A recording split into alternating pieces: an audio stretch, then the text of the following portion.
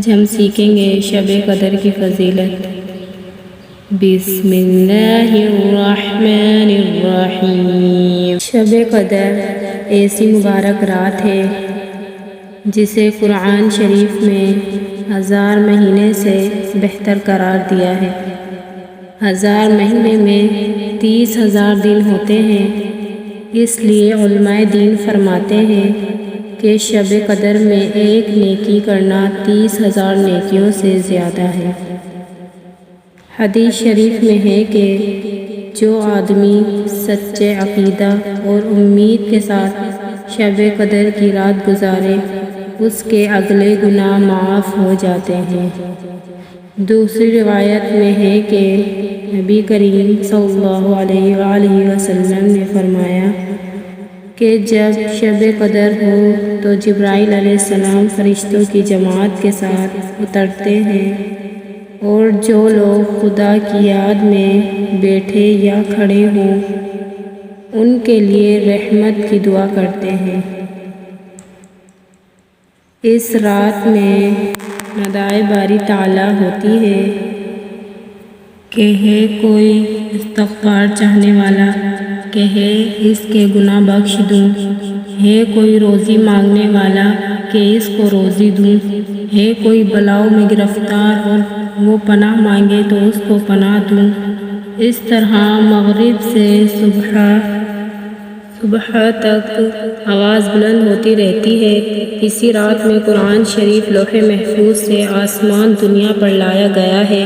اسی رات فرشتوں کی پیدائش ہوئی۔ اسی رات آدم علیہ السلام کے آنے کی ابتدا ہوئی۔ اسی رات جنت کو سجایا جاتا ہے۔ اسی رات دریا کا پانی بعض جگہ میٹھا ہو جاتا ہے۔ اسی رات درخت اور پتھر اللہ تعالیٰ کو سجدہ کرتے ہیں۔ یہی رات ہے کہ شیطانی وسوسے اور نفسانی خواہشات کم ہوتی ہیں۔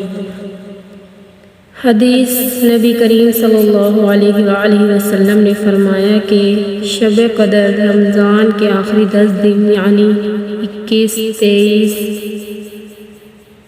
25، 27، 29 کی راتوں میں تلاش کرو۔ ایک دوسری روایت میں ہے کہ 27 رمضان کی رات میں اس کو زیادہ تلاش کرو، اور اس کے لیے علماء کرام نے تاکید کی ہے۔ حضرت عائشہ رضی اللہ تعالیٰ نے عرض کیا کہ اگر مجھے شب قدر ملے تو کیا دعا مانگوں؟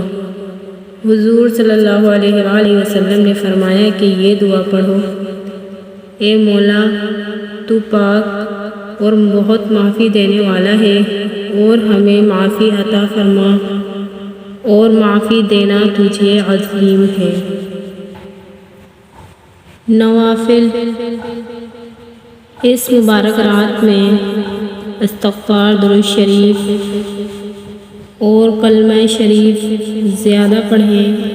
چند بزرگان دین فرماتے ہیں کہ اس رات غسل کرنا، خوشبو لگانا، اچھے کپڑے پہننا ثواب ہے۔ شب قدر میں سورہ اِنَّا أَنزَلْنَاهُ 700 مرتبہ یا کم سے کم 7 مرتبہ پڑھنے سے بلائیں دور ہو جاتی ہیں، اور سورہ اخلاص 100 مرتبہ پڑھنا افضل ہے۔ اگر ہو سکے تو 100 رکعت نفل اس ترکیب سے پڑھیں کہ ہر رکعت میں سورہ اخلاص کے بعد اِنَّا أَنزَلْنَاهُ 3 مرتبہ اور سورہ اخلاص 10 مرتبہ پڑھیں، ورنہ 20 رکعت نفل پڑھیں جس میں سورہ فاتحہ کے بعد سورہ اخلاص 21 مرتبہ پڑھیں، اور دوسری 4 رکعت نفل اس طرح پڑھیں کہ سورہ فاتحہ کے بعد 1 مرتبہ اِنَّا أَنزَلْنَاهُ فِي لَيْلَةِ الْقَدْرِ اور سورہ اخلاص 3 مرتبہ پڑھیں۔ موت کی تکلیف دور ہوگی اور اللہ تعالیٰ دنیا و آخرت کی نعمتیں عطا فرمائے گا۔ امید ہے کہ برادران اسلام شب قدر کی فضیلت سے پورا فائدہ اٹھائیں گے اور اس رات میں اللہ تعالیٰ کی عبادت و اطاعت کر کے اجر عظیم حاصل کریں گے۔ جس طرح ہم اپنے مطلب کی دعا کرتے ہیں، اسی طرح ہم تمام مسلمانوں کے لیے بھی آہ وزاری سے دعا کریں گے۔ خداوند تعالیٰ اپنے فضلوں سے تمام اہل اسلام کو ہر طرح کے دینی و دنیاوی اور جانی و مالی نقصان سے بچا کر ہر طرح سے ظاہری و باطنی فائدوں سے مالا مال فرمائے۔ حدیث شریف میں ہے کہ رمضان کے آخری رات میں امت کی مغفرت ہوتی ہے۔ صحابہ رضی اللہ تعالیٰ عنہ نے عرض کیا کہ یا رسول اللہ وہ شب قدر ہے۔ ارشاد فرمایا کہ اس کا مطلب یہ ہے کہ مزدور کو اس کی مزدوری اس وقت ملتی ہے جب وہ کام پورا کرتا ہے۔